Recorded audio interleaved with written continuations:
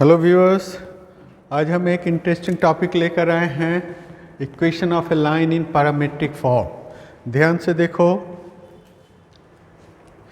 सबसे पहले कोई भी एक पॉइंट दिया हुआ रहेगा, x1 y1 का हमें डिस्टेंस निकालना है, right. Consider a line passing through a fixed point x1 y1 and that line makes an angle theta with the positive direction. अब मान लिया कि कोई P पॉइंट से हमें डिस्टेंस निकालना है Q का, जिसका दूरी है R।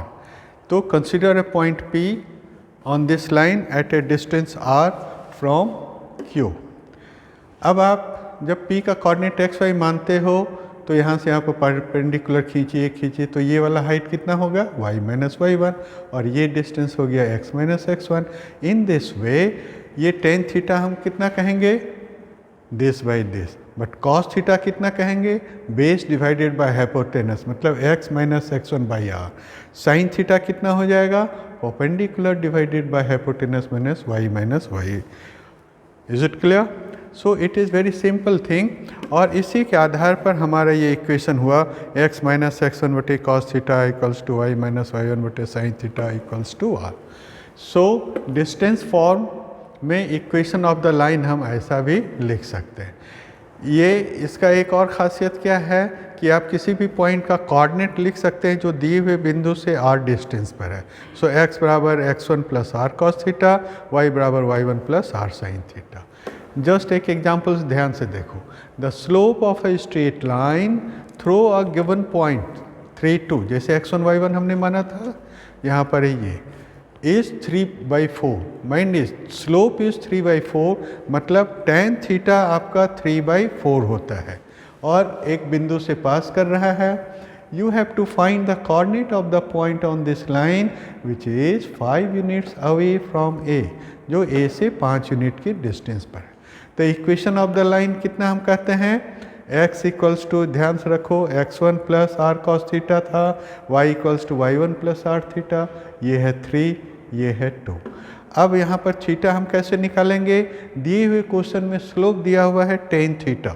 Mind it, tan theta is given 3/4, इसके सहारे आपको साइन थीटा निकालना है और कॉस थीटा निकालना है।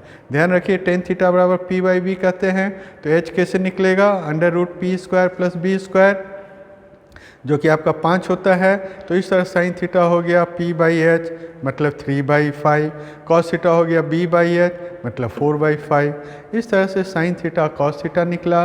दिया हुआ है कि आपको डिस्टेंस निकालना है विच इज़ 5 यूनिट्स अवे, तो उस बिंदु से या तो 5 यूनिट आगे होगा या पीछे होगा, इसीलिए हम लोग प्लस एंड माइनस रखते हैं। इस तरह से उस पॉइंट का कोऑर्डिनेट हो गया x equals to 3 plus minus 5 cos theta, या y इक्वल्स टू दिस। इस तरह से x बराबर दिस वन एंड y बराबर this one. Is it clear? तो इस तरह से कोई एक पॉइंट दिया हुआ है, इस लाइन का स्लोप दिया हुआ है, तो उस निश्चित बिंदु से एक निश्चित डिस्टेंस पर किसी भी पॉइंट का कोऑर्डिनेट कितना होगा, वो चीज़ आपने यहाँ पर देखा। So the required coordinate is 7/5। यहाँ पर दो कोऑर्डिनेट्स का क्या मतलब, किसी भी स्ट्रेट लाइन पर अगर ये हमारा स्ट्रेट लाइन है, इधर आपने डिस्टेंस निकाला तो मान लो कि पॉजिटिव है, इधर का जो डिस्टेंस होगा वो डिस्टेंस आपका नेगेटिव होगा।